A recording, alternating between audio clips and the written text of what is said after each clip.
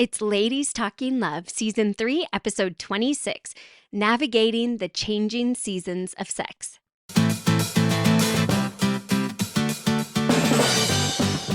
It's Ladies Talking Love, a community of women uncovering more joy and fulfillment in sex, as we learn from experts and amazing women like you. Together, let's create a world where women's sexuality is celebrated and understood, beginning with our own. I'm your host, Ariel Finlinson. Let's talk love.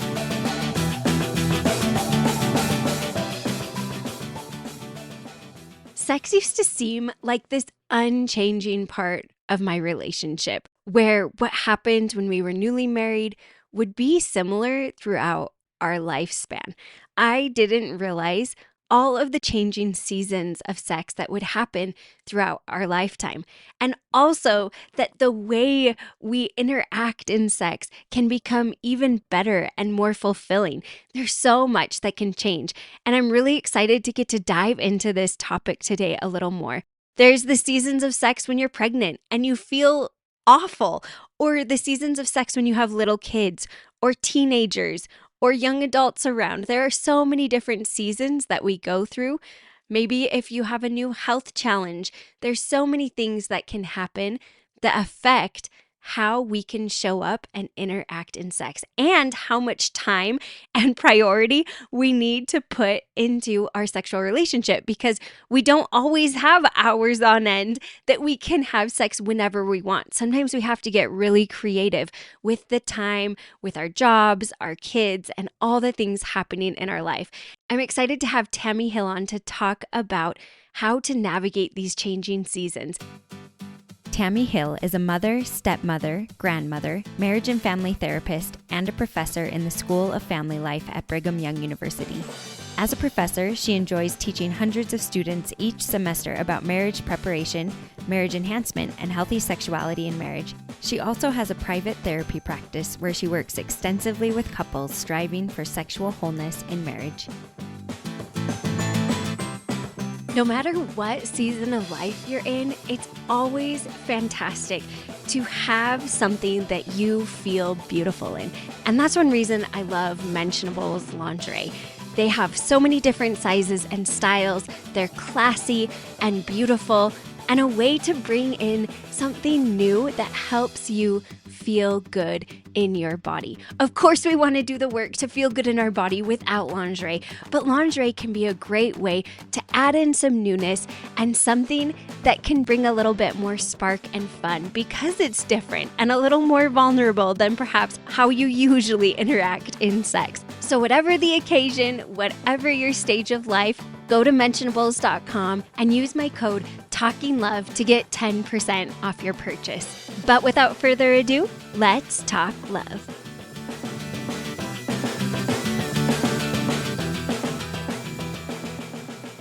I'm so excited to welcome Tammy Hill back onto Ladies Talking Love. Thanks so much for joining me, Tammy.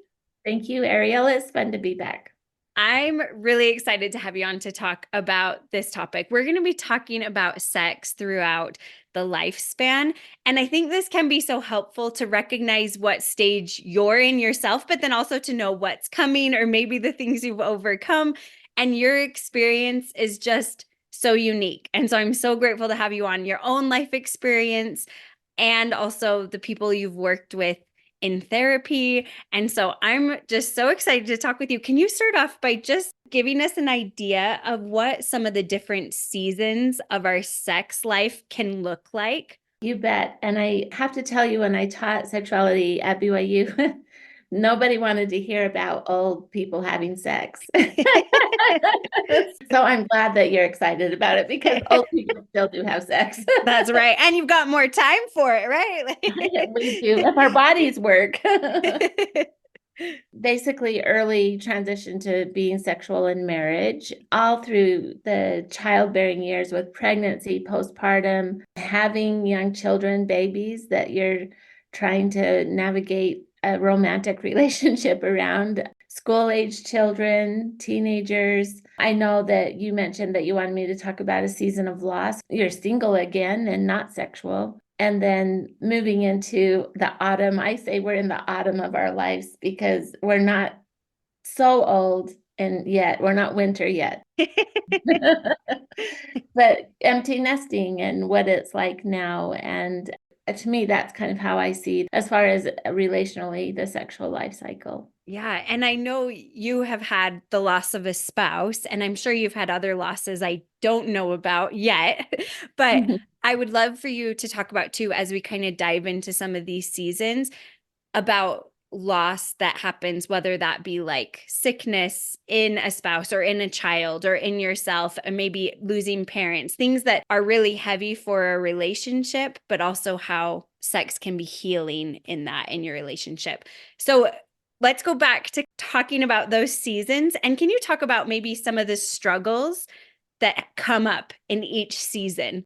When you talk about early transition to marriage, actually, I would say maybe 25% of my therapeutic practice is working with young couples who are transitioning to marriage and to sexuality. The things I see most common are that they biologically don't have the knowledge of what actually creates pleasure and helps women be able to orgasm. So there's some real instruction, kind of psychoeducation there. There's expectations that aren't being met often, and you wait and you experience, you think you're going to have these fireworks, and it just never feels like that sometimes. And I think the thing I see the very most that is a struggle is when one or both partners have been involved with pornography and they've been having solo sex basically. Often they're viewing porn while they're masturbating, and so they have a sexual template that is not relational, and then they're in a relationship trying to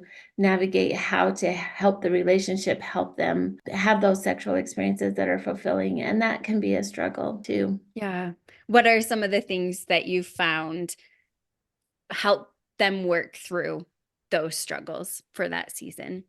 I think having patience, realizing that it's a journey, just like we learn to do different things growing up, we're also going to learn different things as we move ahead sexually. It's not like if you're not having great sex now, it's never going to happen. It totally is a progressive journey sexually. And that's, I think, fun to think about. Instead of feeling like it's always going to be the same, it certainly is not always going to be the same. If both you and your spouse are interested and invested in making this be a real passionate, fulfilling, and fun part of your relationship, it never needs to be the same. Also, I think therapy can really help if you can get with someone that can really help you learn, especially with the pornography issue, learn how to have relational sex, as well as good books. There are a lot of good books to help with understanding arousal and orgasm that were never around. I mean, 10 years ago, a lot of these books were not. Yeah. So there's a lot of good information out there to really help couples get the help they want to have a better relationship. I love that a lot of it is education, Mhm. especially understanding women's arousal and pleasure and how to incorporate that in a partnered experience and make it relational. And I think a lot of the early marriage season you talked about can go into young kids as well. Depending on when you start having kids or if you're struggling with infertility, there's so many seasons that can happen. But if we aren't able to work through some of those before kids come in or before some of the loss of infertility, it can be really hard to prioritize that part of our relationship. So I would love some of your tips on what you've seen in couples with young kids and your own experience of raising. You have 8 kids together with your second husband, right? I mean, not together, but like all your kids and his kids combined is 8. We have 12 altogether. Okay.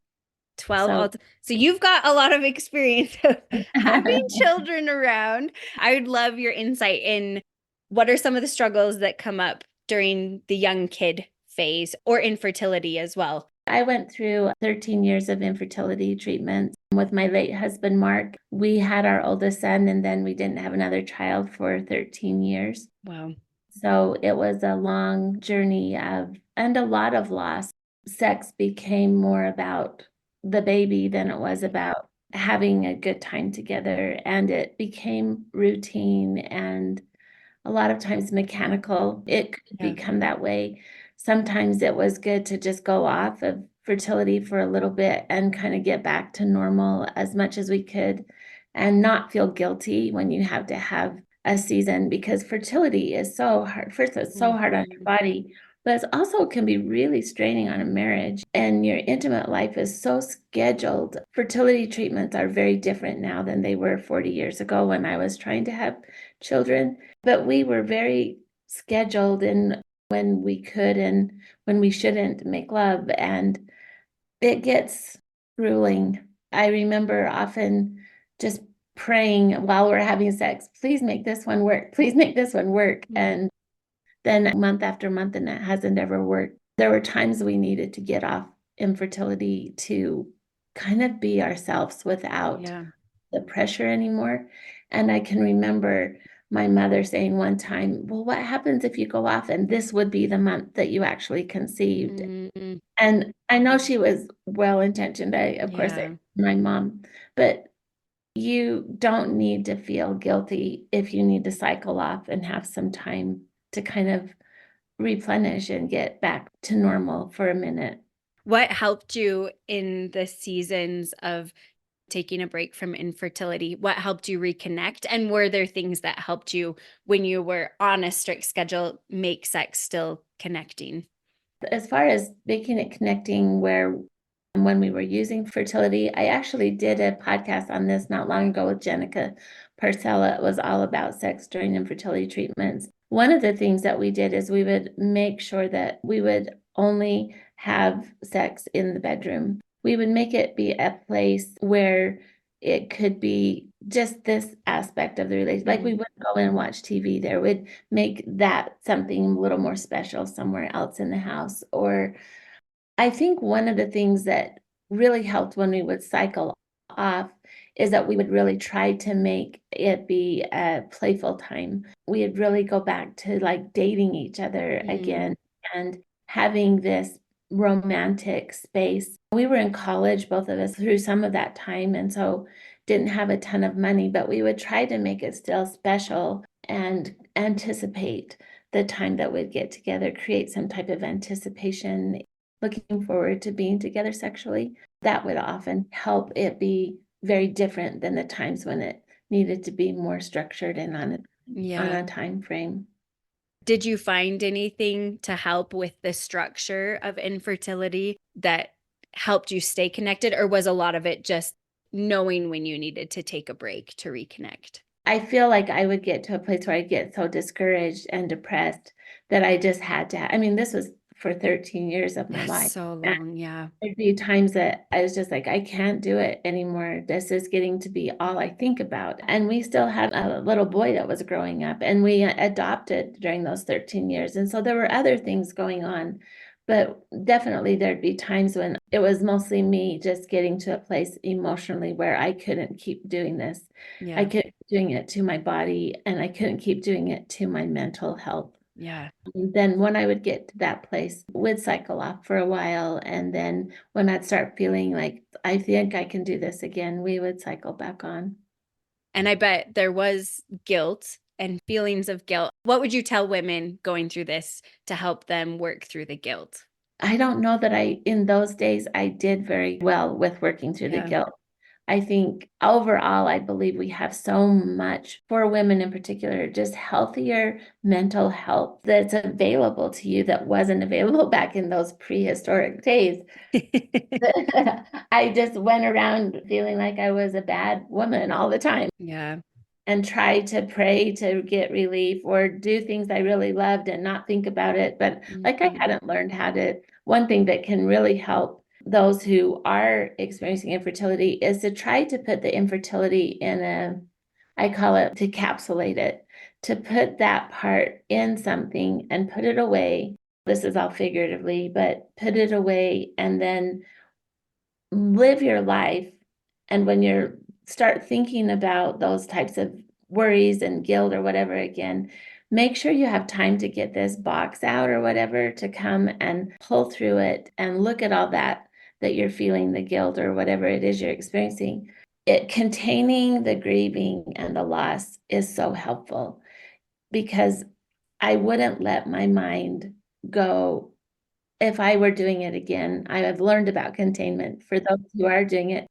because you can just have a little thought and then it bleeds through your whole mind, and you're consumed with that type of thinking.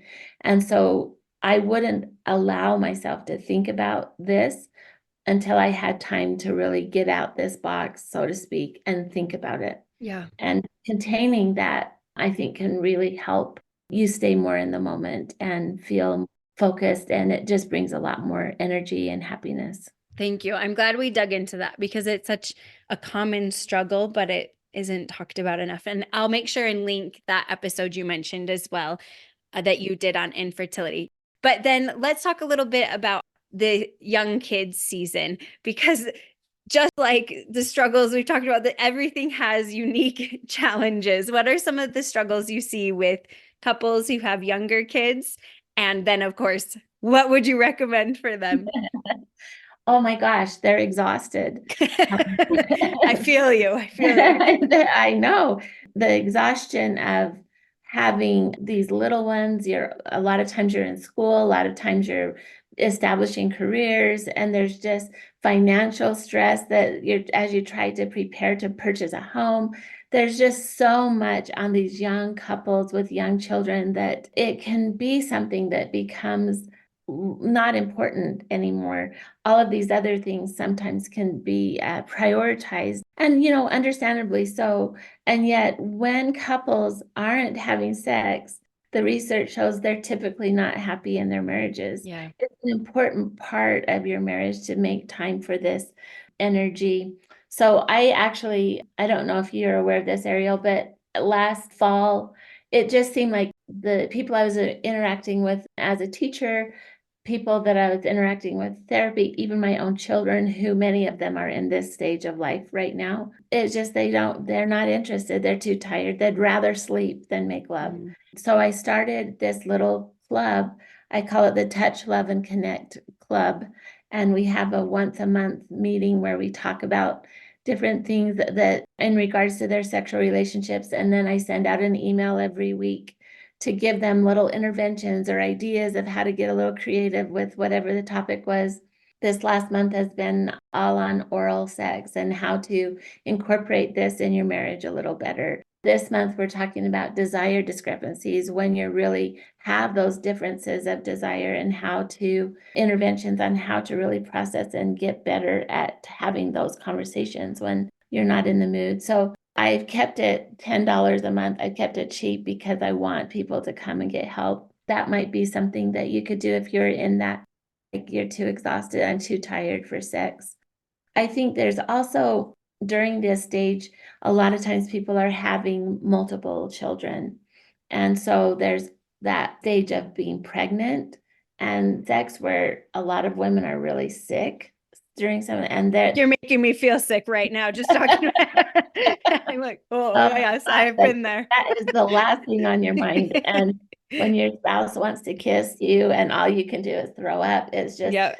pregnancy is a really challenging stage for Yeah. your sexual relationship.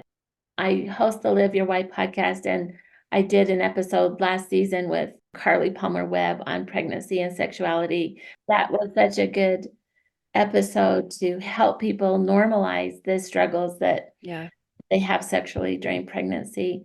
And then when the baby comes, and there's the healing that takes place, and sometimes there's pain associated with that healing, and the postpartum blues that can kick in, and hormonally, all that time, I think it is at least a good 2 years that your body really takes a toll hormonally. Yeah. Give yourself a break, have those really important conversations with your spouse about, that doesn't mean you don't have sex for 2 years. That means that you realize you're going to be up and down and it's going to Yeah. be a challenge, but there's still a lot of things that you can do to make it an enjoyable experience. Learning to cuddle naked sometimes can feel this really great. Quickies sometimes can start being the way to connect sexually, a lot of times during pregnancy and postpartum, where you're just do something quick to help them be able to feel like you're still involved and you love them, but also that it doesn't have to be as depleting for you to try to become aroused, because that pacing is so different between men and women, arousal pacing and sometimes you would rather fall asleep than take a good 45 minutes to get there and be able to orgasm. You just have to make those calls. Another thing I see a lot in this stage of life is body image issues with women, where their bodies have really changed because of pregnancy. And if they choose to nurse, that lactation really takes a toll on breast tissue. And so the way that you felt earlier on, when maybe you felt like you were sexier, and now you're really not feeling so sexual, you're feeling more like a mother than like a lover. And I did a podcast episode with Ashley Rose Reeves about body image and sexuality, and I'll link that for you as well. But just a lot of intricate layer after layer during this season. It can be exhaustion, it can be your body, it could be painful sex, it could be that your schedules are so different because of work and school and babies that you're never even home together. There's just a lot of things that can get in the way of having a dynamic sex life unless you choose to make it intentionally invest in that part of your marriage. Yeah, I think those points are so good to recognize there are seasons and also to recognize that in those seasons, even if maybe quickies are happening more often, just to have something to make sure that doesn't become a pattern. Because, like, you as the woman, you need to be prioritized. And so make sure that you're finding what works in that season, but not letting that just become the pattern forever, which I think can be tricky to do because it's like, okay, this is what's working, but then you forget it's going to keep changing. And one thing, I'm in that season right now, and one thing that we have found that it can be helpful is finding the time that works. Like if you're too exhausted at night, don't have sex at night. Like if Right, you're too right. exhausted in the morning, don't have sex in the morning. Like if you need to turn on a show for your kids at 5 p.m., do it. Just finding little things that can help. And even if you're not having sex, turn on a show or during nap time on Saturday, just taking time to be together, to snuggle, to talk is so important, and finding the ways you can connect. And like you said, with pregnancy, like my husband's smell makes me want to puke. And so giving him a hug is not even, it's like awful. And so just finding, oh, we realized if he snuggles my back when we're in bed, like it's a way we can connect, but then I don't like throw up, right? So I think just all those things you said are so great, and just find something that works because you're so stressed and busy and there's so many things going on. But just like, oh, I feel good right now. Perfect. Let's take some time to be together. I love those ideas. Those are excellent ideas. And I will throw out, get a good vibrator or two Yeah. that work for you. I know that back in the day when I was going through all this, I mean, vibrators were taboo. It was something that we even heard or learned about, really. And I'm so grateful for that change because they can just make the experience still very connecting and wonderful, but definitely shorten the length of time for arousal for a woman. Yes. It's a big thing, like you talked about. It's like, I don't want to take an hour. Like, I'm too tired. And that I just finding those little hacks. What would you say then with teenagers? So now they're a little bit older. They're maybe not clinging on you all the time. You're actually like, maybe I want to connect with you a little more than I am. What are some things that change for couples, and what tips would you give them in that stage? when I was going through these notes, I had such a clear memory. So we went through all these years of infertility, and then my husband Mark and I had two kids very quick together. They're just miracles. Don't know how we got them, but we did. And when we found out that we were pregnant with the first one, I guess our third child, our middle child was adopted, but our third child, my son was 13 years old, my oldest son. And I can remember him saying that we're so excited. Oh my gosh, this was a miracle. And he said, the only embarrassing thing is I know what you had to do to get this way. So I think that's a huge difference. You have children, you have people in the house who know what you're doing.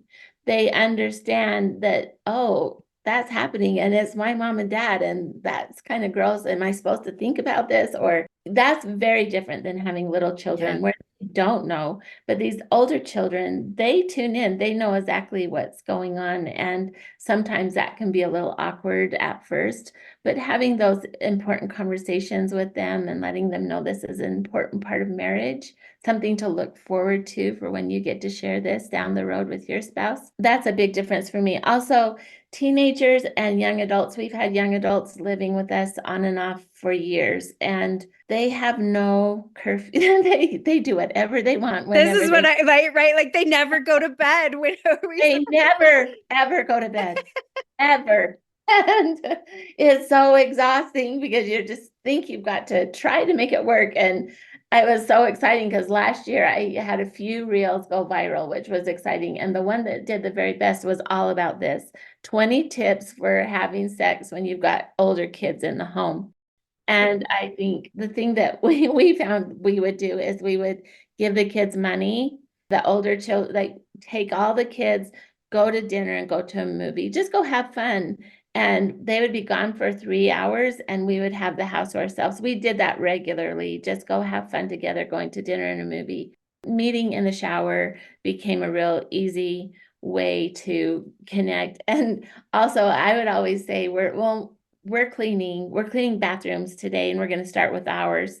And so then we would be in our bathroom to be able to get together and the kids would think that we were cleaning, of course. And I don't know. I think sometimes you kind of just have to be a little creative about it. And I think it's important, especially for teenagers. For me, it was important anyway, that when my teenagers got home from being on a date or wherever they were with friends, I wanted to be there to kind of have a talk about what had happened to transition to being back home. And so I would find, especially when the tricky part is when you've got young and old Yeah. together, and that you just never have time to connect until you leave the country, pretty much. And so I do remember that when they started going out, we could get the younger ones involved with a movie, and these guys had gone out, and maybe we'd get together right here, and then I would take and we would get these kids to bed and then I would stay up for the kids coming home later, but would take that maybe that little time in the middle of the evening to be able to get together. But for us personally, it seemed like mornings.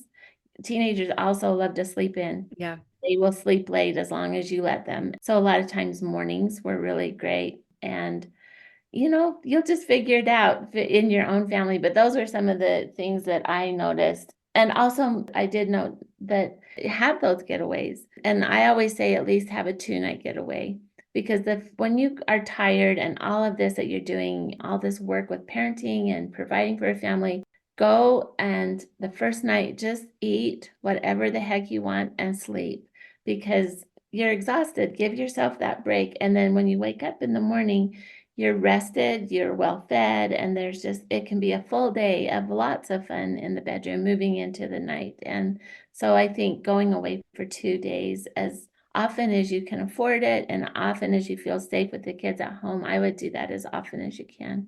No, those are fantastic tips. And I love it too. Like, I think it does feel awkward for our teens to know that we're being intimate and we're having sex. But also, I think that's so great for them to know. Like, even Yeah. though they don't want to know, it's like your parents love each other. And this is a great part of marriage. And so I love your creative examples and also just like, yeah, this is what it is.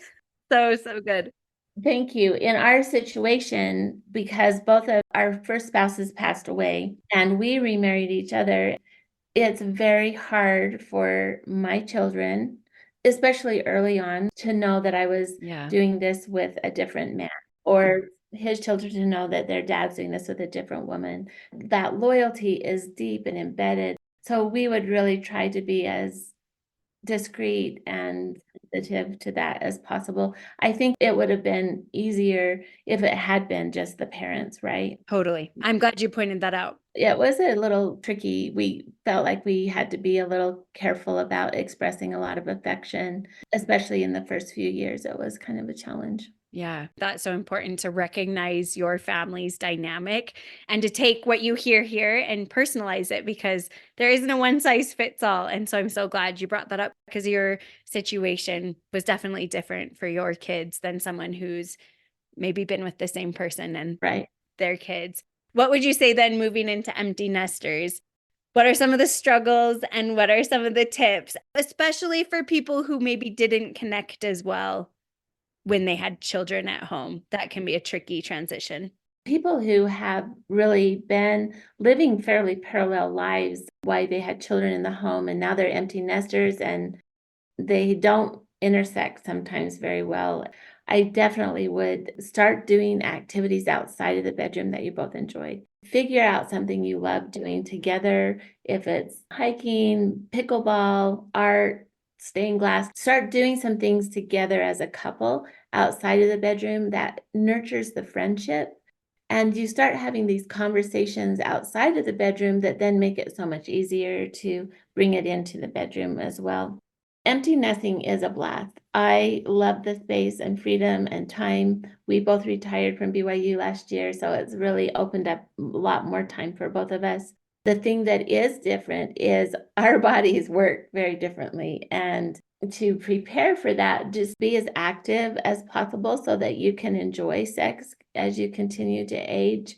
There's so much research coming out on erectile dysfunction and this waist girth size of a man's waist. Usually 38 inches or over, they're saying ED will be a perpetual problem. So keeping your weight down, making sure you're staying as healthy as you can. There's also things that come up like chronic pain.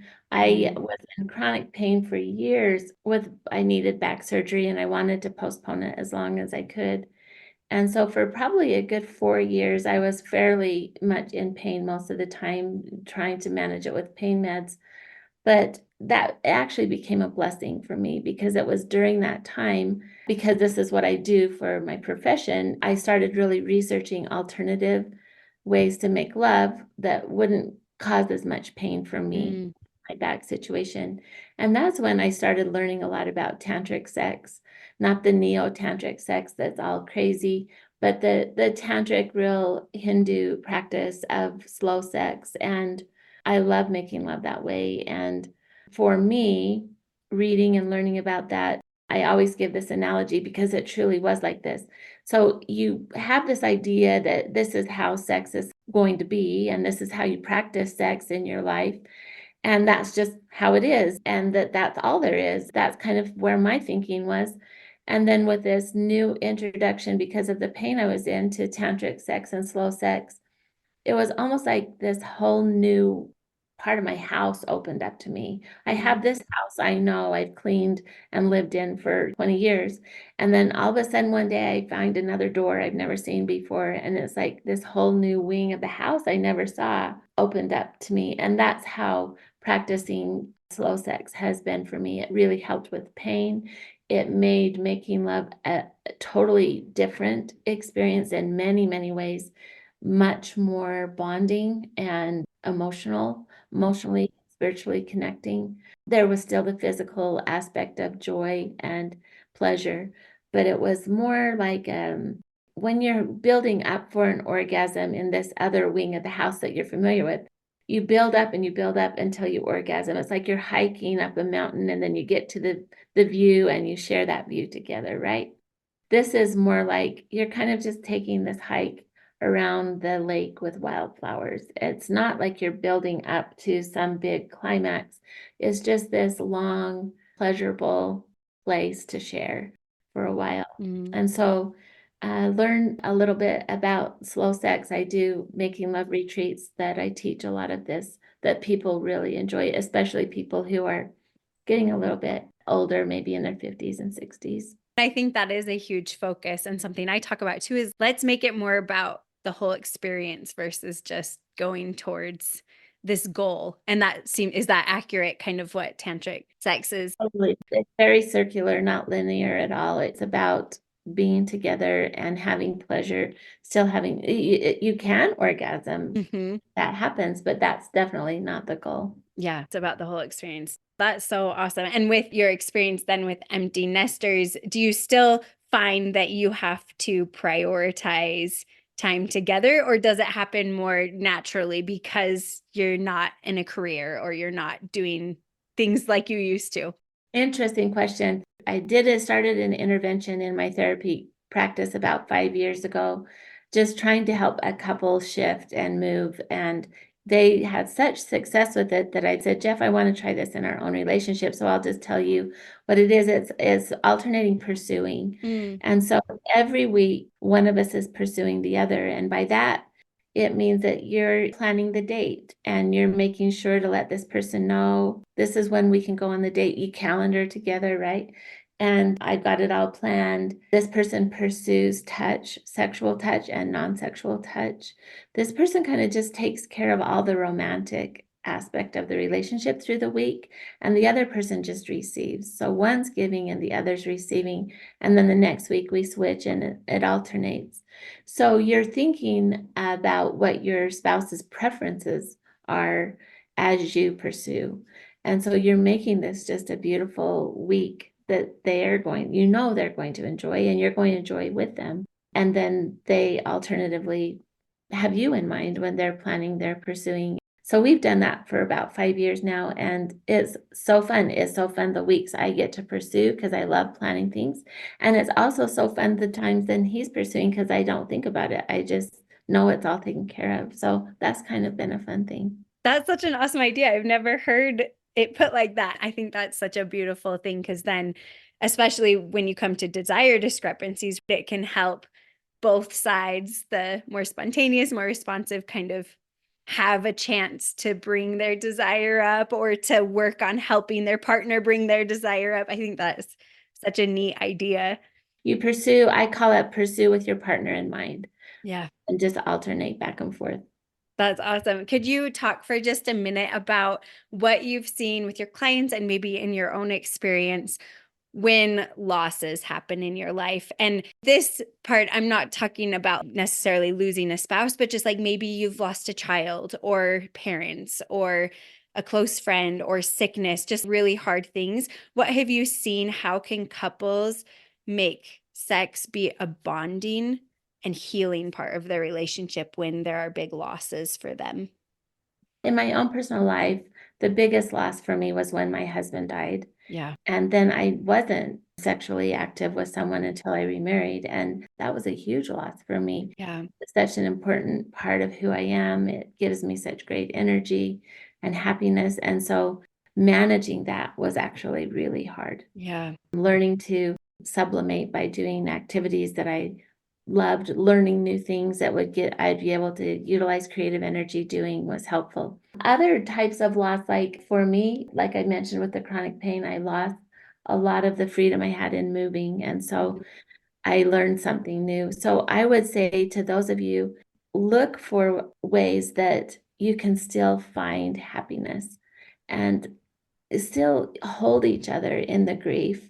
It's okay to be sad, and it's okay that if you're sad for a period of time and then you're starting to feel better and then you get sad again, that's totally normal. Whatever it is that you're grieving, I think the grief, Kubler-Ross did the grief scenarios, but they're not chronological. They bounce back and forth everywhere. And so you might one day be feeling really great, and then the next day just really aching and sorrowful again. And it's okay to be safe in that space and to just have your spouse sit with you. It doesn't even have to be anything about sex. That skin to skin contact, that touch is so good for our brain in helping us connect and bond and feel, I think, that wholeness that we're designed to experience if we allow it in marriage. And so I think what I'm saying is it's okay to grieve. It's okay to not have it be in any type of pattern. And it's all right to ask your spouse to hold you or Mhm. nurture you in times when you just are feeling sad or feeling heavy. And taking that time to connect, and it doesn't even have to be sexually, it can be non-sexual, just Totally. holding or moving into a little more sexual but not necessarily intercourse, of just like being naked and holding each other and connecting. That's beautiful. Mhm. Thank you, Tammy. As we're closing up, if you could tell couples, what would you tell them that you wish they understood about the changing seasons of their sexual relationship, just to kind of like pull it all together? What is your main takeaway you wish couples understood? I wish I would have relaxed and enjoyed the journey better. I look back to those early years when I was first transitioning to marriage to my late husband, and we didn't have children, and I had so many rules around our sexuality that unfortunately, I felt I learned growing up in the religious practice that I had. And I was so rigid, and I wish I could go back and tell younger Tammy, just enjoy this. You get to create. I guess the message is you get to create what you want to in marriage. Take a hold of that freedom that you have to experiment together, to try new things, to explore and understand how your bodies work sexually, understand what feels so good and things that maybe feel even better, and communicate about that. I think give yourself permission to enjoy the sexual person that you are and to not be afraid of that passionate energy that you are designed to have. Oh, awesome. Thank you so much, Tammy. This has been great. Where can people find you and more of your resources? Oh, thank you, Ariel. It's been a joy to be with you. You're darling. I have a website, tammyhill.com. I published a book, Replenish, last year that has done very well. You can find that on Amazon or my website. I'm on Instagram. I host the Live Your Wide podcast. Basically, that's where you can find me. Awesome. I'll make sure and link all of those and also the podcast episodes that Tammy mentioned in the show notes. Thanks so much for joining me, Tammy. Thank you. I hope that this episode gave you a peek into some of the stages that you've maybe passed or the ones that are coming up in your life that you can start to think about and prepare and find those little micro moments in your life where it's like, oh, I feel good. Let's connect right now, and be okay to be spontaneous, but then also be okay to plan ahead and make time to be intimate, whether that's several days out or a week out, and plan it and be able to work to get yourself into the mood and also prioritize that time to connect. There are times where we need to jump on the moment, and there are times where we need to plan it out. And I think it can be beautiful to embrace both of those tools to make sure we are prioritizing sex in our relationship. It's powerful. And like Tammy said, if you aren't having a good sexual relationship, you probably aren't as happy in your marriage. And we want you to thrive. I want you to feel empowered and to thrive and to recognize the beauty and the strength and the deep connection that can come from a healthy sexual relationship. You've got this. And just remember that this is going to change throughout your life. And even though that can feel frustrating, I also love it because this isn't static. Our sex life can change and grow and become deeper and more fulfilling, just like our relationships can, as we take time to develop it and to take time to be sexual and to find what feels good at that time. And it's going to change. But I think that's the beauty of it. It would get boring if we were doing the same thing over and over again for years and years. But to be able to be more vulnerable, to be more intimate, to try new things, and maybe just stick with some of the old things, but being more vulnerable and intimate. This is a journey, and I'm so excited that you are along with me to learn more about how to find more joy and fulfillment in sex. And I hope that this episode gave you a lot of great tips and ideas for whatever season of life you are at. As always, thanks for talking love. Thank you to all of you who listen and join me on this journey, and to our Ladies Talking Love team who make the podcast possible. Thanks to our sound wizard, Kimberly Demers, and our miscellaneous task whiz, Jana Norman.